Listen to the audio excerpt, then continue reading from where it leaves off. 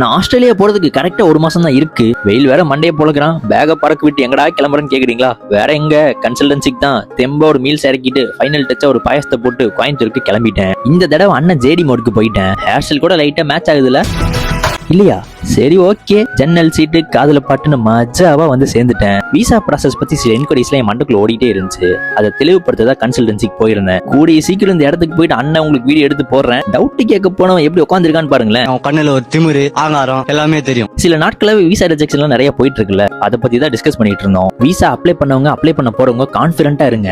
Reject ஆனவங்க நம்பிக்கையா இருங்க. நல்ல காலம் கண்டிப்பா பிறக்கும். ஒரு சைடு கான்பிடண்டா இருந்தாலும் லைட்டா பயமும் இருக்கும்ல. அந்த பயத்திலே அண்ணன் மட்டையாயிட்டேன். வீட்டுக்கு வந்தோன்னா வாய் நம்ம இருந்துச்சு. வண்டி எடுத்துட்டு கிளம்பிட்டேன். எதையடிச்சா ரீல்ஸ்ல அந்த கடையை பாத்துருந்தேன். சரி இன்னைக்கு 1 இல்ல 2 பாத்துலான்னு ஆர்டர் சொல்லிட்டேன். நான் வாங்கின ஐட்டங்கள் இதுதான். நான் எப்பயுமே இப்படி அதிகமா சாப்பிட மாட்டேன். எப்பயாச்சும் இப்படி அதிகமா சாப்பிட்டுருவேன். வழக்கம் போல லுங்கியை மாத்திட்டேன். எதுக்குன்னு தெரியும்ல, அதுக்குதான். 2-3 நாளா எடிட்டிங் வேலைகள்லாம் மிச்சம் வச்சிருந்தேன். அதை இன்னைக்கு பண்ணிட்டு இருந்தேன். ஒரு பக்கம் இதெல்லாம் பண்ண வேணாம்னு தோணுனாலும் யோசிக்காம செலவு பண்ணோம்னா கஷ்டப்பட்டு தான் ஆகணும் தம்பி இன்னொரு சைடு தோணுது. அதனால யோசிக்காம ஒரு பர்கர் ஆர்டர் பண்ணிட்டேன். இன்னைக்கு கொஞ்சம் ஓவரா தான் போயிட்டு இருக்கு. நாளைக்கு காலையில என்ன ஆக போகுதுன்னு தெரியல. நான் விசா அப்ளை பண்ணது உங்களுக்கு சொல்றேன். மறக்காம ஃபாலோ பண்ணிருங்க.